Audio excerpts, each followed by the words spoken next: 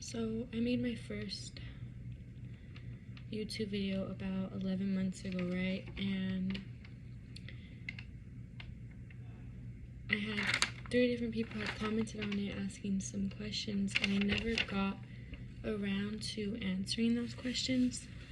So I really want to answer them now that I've grown this much. Even though I'm still growing and healing every day, I feel like I'm able to answer these now in a more clear way. I wrote them down because my memory is still kind of off. But so one lady asked the beginning of mental disorders. She said, beginning of mental disorders, like, when did I start to notice something was up, and was it hard to accept the fact that I needed help? Was it hard to open up at first? How did I go about it, and how did I overcome everything? So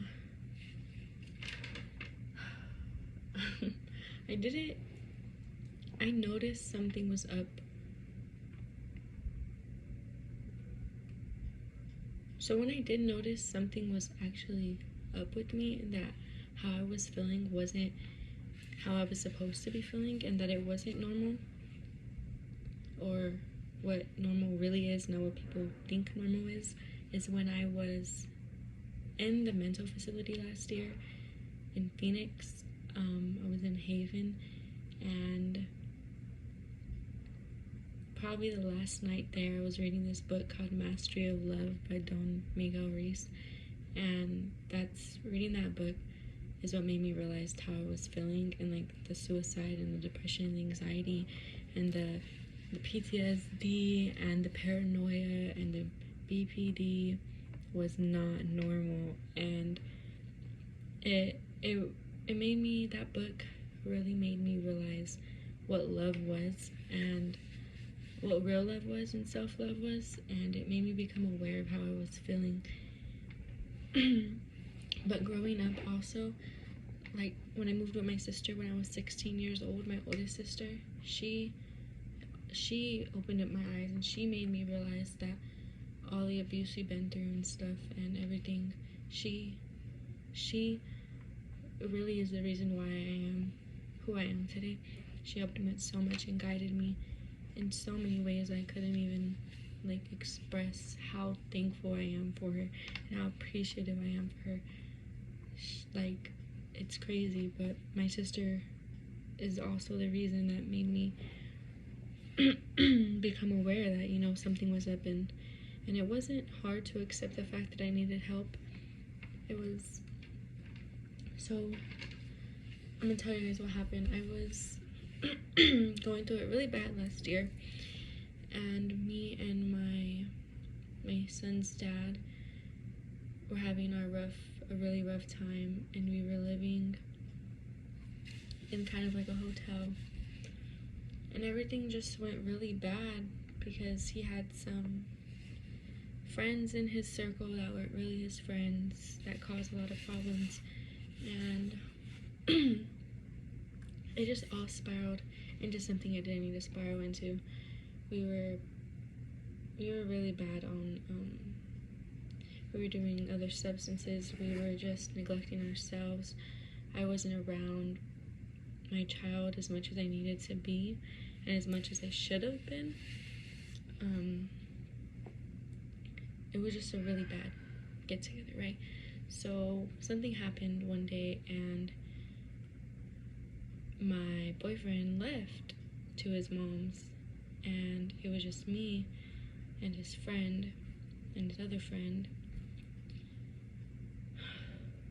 and I had to go pick up my son from my mom, and I was crying for my mom. So I was crying, driving all the way from Casa Grande to Hidden Valley to go pick him up. I was hurt. I was not feeling good. So I picked up my son, and we went to this friend of his house because I had nowhere to go. And we were staying right there for the day, and I was texting my sister, my little sister, and I was telling her, I was like, you know what, because we were both really depressed at the time, my sister had just lost her best friend the year prior in a car accident. And we've always been depressed, right? Been depressed since younger years because we were born into all types of abuse, right? So it was just a part of our life. Like, we thought it was normal because how much it was there. So I texted my little sister and I said, how about we just kill ourselves together, you know? And we kind of joked about it before and everything, but I was really serious about it and I just didn't know what to do because how codependent I was on my boyfriend at the time, and I was so codependent on him, and he left and it was my fault. He left and I was hurt, and I was hurt and I was hurt and I was so confused and I hated myself, and I was not thinking about my son. I was being selfish and I was just really hurt. And I told my little sister, and my little sister got a hold of my older sister and told her. My older sister got a hold of me.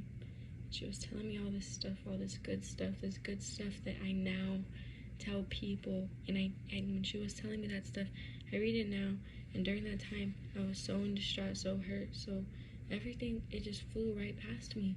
But now I understand because that's what I tell people now, and I'm like, wow, my sister was showing me, and now I feel like when I show people and give them information, they just in ear and out the other because how hurt they are. But it's really the truth, and you don't recognize and realize it until later down your path. But so I had my cousin pick up my son, and then I got picked up by this lady, and she took me to Florence to this one mental health place, and I stayed there for a few days. And they took me to Phoenix, and I stayed there, and I hated it there. It was so traumatizing in both places. It was so traumatizing. Like, I don't think anybody should ever go into one of those places. I didn't have, like, it was isolated, and then it was so many other types of people with other mental disorders, and it was just different. They weren't helping me really. They were just having me wait in there until a doctor got to me to talk to me. And I waited another few days, and another one talked to me, another few days, another one talked to me. And I was just to myself a lot, and I was crying, and I was hurt, and I was scared. And the only thing I looked forward to every day was my boyfriend calling me. It's the only thing I'd wait every night. Every night, that's the only thing I look forward to. It's the only thing that really kept me going is him calling me. I literally cry happy tears. I never felt happiness like that in my life prior to now. When he would call me, like, it was real happiness, and I was like, wow. It's like when I had my son, that feeling, and it was just so different, and that's what got me through every day. So when I was in there, it wasn't hard to accept the fact that I needed help. I knew I needed help, and I wanted the help, but the help they ended up giving me when I got out was I had to talk to somebody. I don't know what they call it, a therapist, but they kept rescheduling my appointments, and I never got the opportunity to really sit and talk with one. So I gave up at that point, right? But they were able to prescribe me pills, drugs, medication for my depression, PTSD, and my anxiety. So when I got out, I was on those while also taking care of my son until my boyfriend, I ended up convincing him to come with us. And those pills had me feeling like a zombie.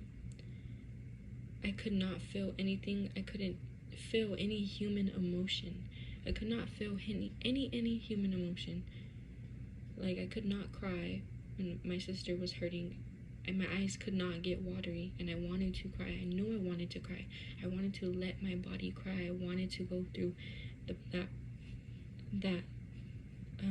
normal, that normal thing of crying. I wanted that, but I could not do it. And I liked the pills at first. I really did, because before the pills, I wouldn't want to think. I would not want to be alive. Like, I felt too much, I felt too much, and the pills made me feel nothing at all. I didn't know that's how they worked, and that's what they did to me. And before the pills, like, before I even met my boyfriend, and I met him in 2018, what I would do is, because I didn't want to feel too much, I didn't want to feel it all. Every morning when I'd wake up, sorry, my throat's dry. Every morning when I'd wake up, I'd drink NyQuil throughout the day because I didn't want to be awake. Because my thoughts, you know, that's how depressed and everything I was. I would literally drink it and play Fortnite all day. And then when I met my boyfriend, I stopped doing drugs little by little. All the stuff I was doing, drinking, smoking weed, like I stopped doing it little by little because he made me happy, and he was giving me that love and attention, and I craved that, and I was like, wow, I feel happy. But it wasn't that I was truly happy. It was just I was happy off of the love, you know. But I did not have no self-love at all. So how could I receive love from somebody else? You know, I can't even love myself. But sorry, I went off. I just felt the need to give off, you know, some little bit of background. It was not, well, to open up, hard to open up. I didn't really open up to any therapist or anything because I never got the opportunity to. I would open up to my older sister and my younger sister, and I would open up to that's pretty much it. And I'd open up to my phone, notes, journaling. It's not hard to open up though, like now. It's not hard at all because that's not who I am now, you know. That's just somebody I used to be, and it molded me into who I am today. And I'm not ashamed of my past. I'm not ashamed. I use it as something I can tell people about because I was once there. I was once really down bad. Things I haven't even told anybody I've been through. Last year was like my worst year, I feel like. And I just been through so much last year. So many fake friends, getting sexually assaulted, like physically, and not by my boyfriend. It was other people, and it was just all bad. And I was a really bad girlfriend at the time too. And it's crazy because like people think they can't change and everything, but you can change. And once you're aware of how you are, that is the first step to change. Like, I don't care if you're fucking like 60 years old, you can change if you truly want to, you know. But it was not hard to open up. It was not hard to open up at all. I was always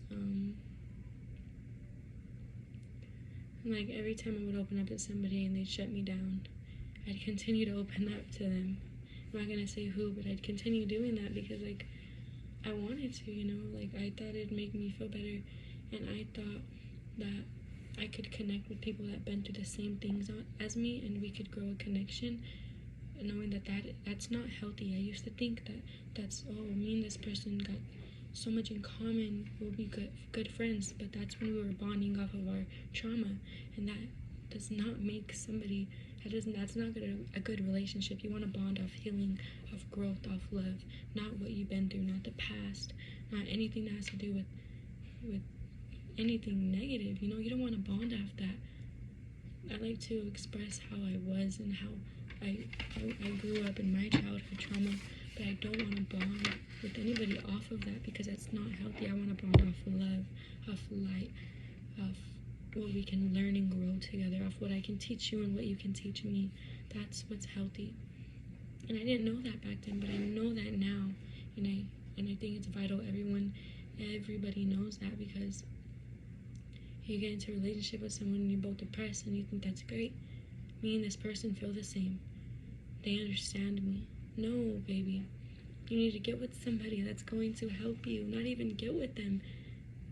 Just seek these people that can teach you the ways that, so you can heal yourself, you know? Because if you get with someone that's down bad like you're gonna stay down bad until one of you are a little bit up. And then who knows, if that person gets up and they realize how down bad you are, they might just leave you. Because a lot of people are like that. A lot of people are that way. A lot of people are. And I'm not that type of person. But so many people are So you have to be careful, you know. That's why it's vital to practice the self-love before getting into a relationship, because the majority of people nowadays do not love themselves. And if somebody doesn't love themselves, they cannot love you properly. I don't care what anybody says, they cannot show you that real, unconditional love. It's just impossible. They're riding skateboards, that's cool. Having fun. But how did I go about it, and how did I overcome everything? How did I go about it? I read this book by Don Miguel Ruiz I told you about a little bit ago, and that's when I got out of the hospital, and that's when I started my healing journey. I started my healing journey, and I was doing my own research. I was looking up things, I was researching, I was looking up all types of things. I wanted to reach my higher self, and I wanted to unlock things that I didn't know about. I wanted to heal my energy points. I wanted to eat better. I wanted to treat myself better. I wanted to fall in love with myself, and I wanted to forgive myself. I wanted all that for myself, and I achieved all of that. And it hasn't even been a year since I made my last video. When I made that last video, I watch it, and I'm like, wow, I was so anxious. My voice was so shaky. I was not in my power. I was hurt. I was anxious. I was just hurting, and that's when that right there was when I was in the process of healing. That's probably like a month or two in. But now I've came a long way, and it's crazy. But I went about everything. I had to recognize how I was in the wrong. I had to recognize when I'd argue with somebody, because I would argue. I had to recognize, am I in the wrong right now? Am I a narcissist? Because I would get accused of it sometimes, and at times I'm sure I was, but other times I had to stand in my power and know that I was getting gaslighted, and that I know me, and that it wasn't always just me.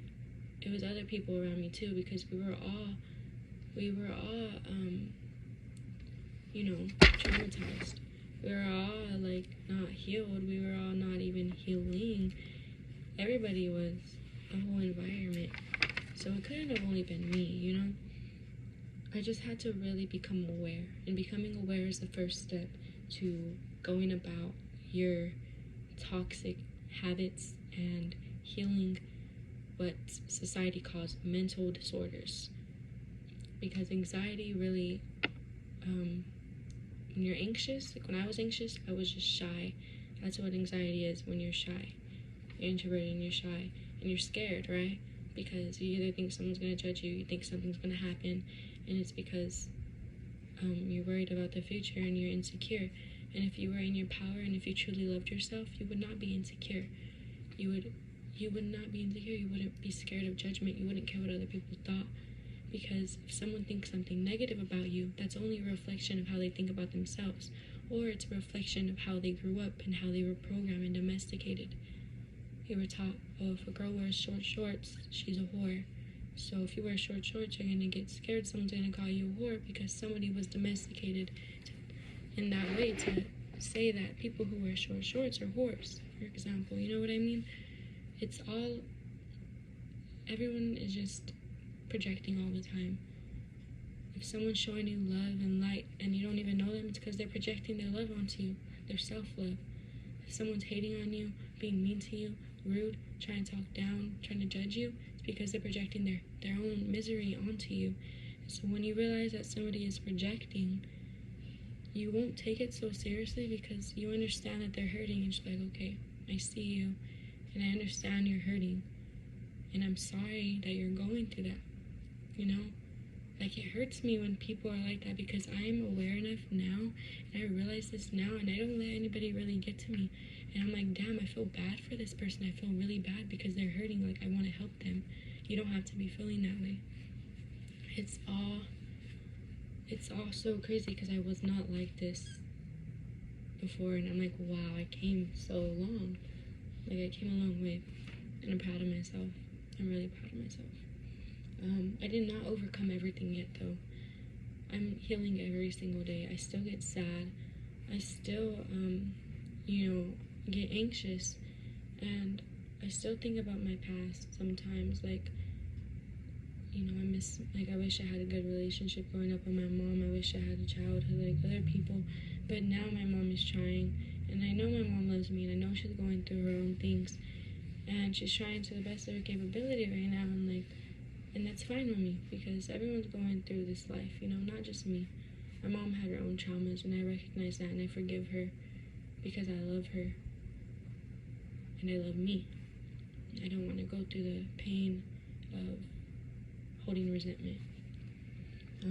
Another question was how you overcame any bad situations or harmful people in your life.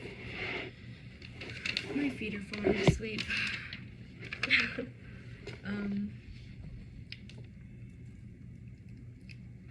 Lack of blood flow. Sorry. How did I overcome any bad situations or harmful people in my life?